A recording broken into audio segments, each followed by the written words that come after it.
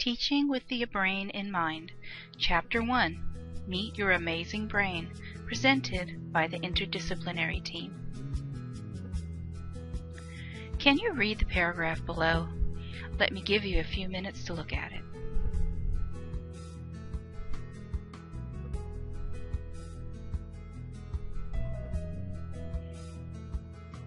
If you were able to read this paragraph, you know how amazing the brain really is. There are three essential features of the brain: adaptability, integration, sophistication. Each of these are essential.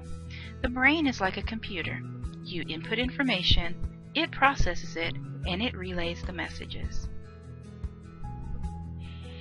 Before we really look at the brain, we need to study its basic raw material, or its anatomy. There are various parts of the brain, and we will look at some of them a little closer.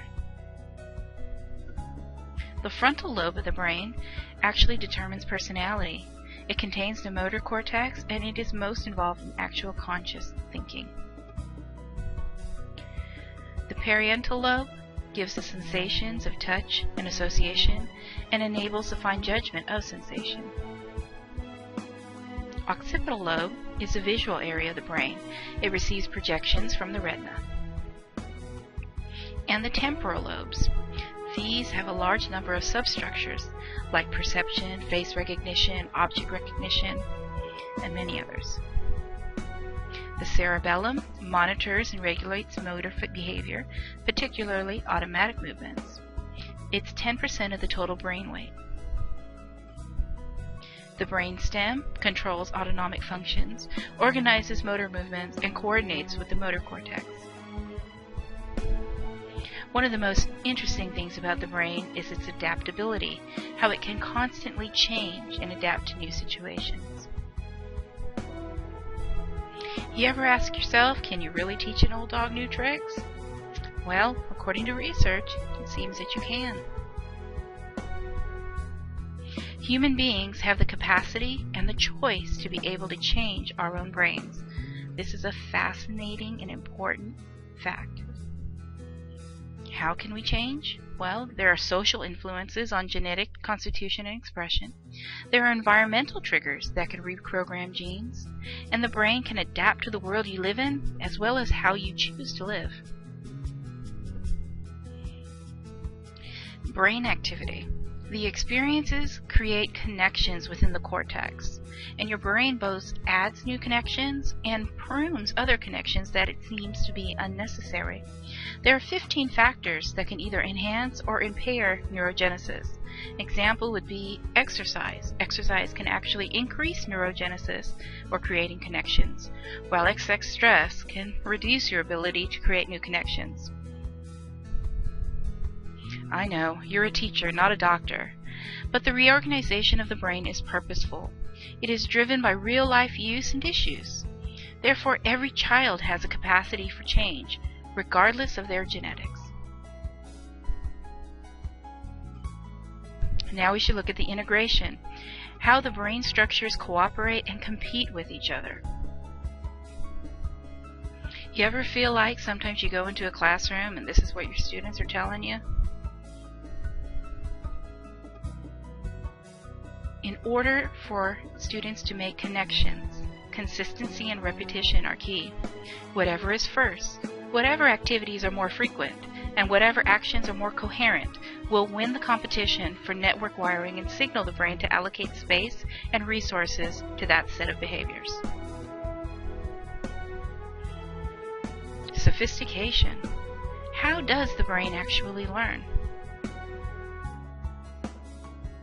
Well, the brain receives input. It receives input from the 5 senses, imagination, reflections. The input is processed by the thalamus and routed to the correct area. Well, what are the mechanics? Well, sensitization, habituation, conditioned responses, semantic learning, imitation, and by doing. No two children are alike. Each learns differently, has different strengths. So what is learning? Learning is not just about being able to throw the switch on to the right neurons. You also have to be able to shut down other neurons. Learning involves both excitatory and inhibitory processes. So we not only have to teach students to make connections, but also how to prune out unnecessary connections. So how do we know that learning has taken place? Sometimes you feel like you're teaching and it's just really not going anywhere. Well, we look for certain things, like a modification of existing connections, an elimination of bad connections, the growth of new connections, retention of exuberant connections, and compensatory reorganization. We want to see that there's actually a difference in what they think and how they think.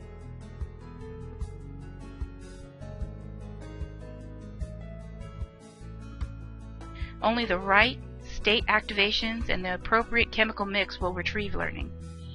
In a clear thinking, level-headed frame of mind, you learn and recall more than when you are depressed, tired, and angry.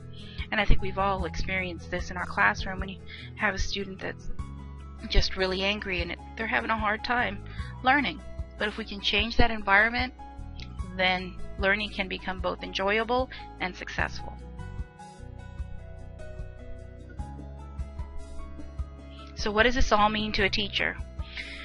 Well, basically, the ideas from neuroscience combined with the models from psychology and behavioral sciences can be integrated for the development of more effective teaching techniques.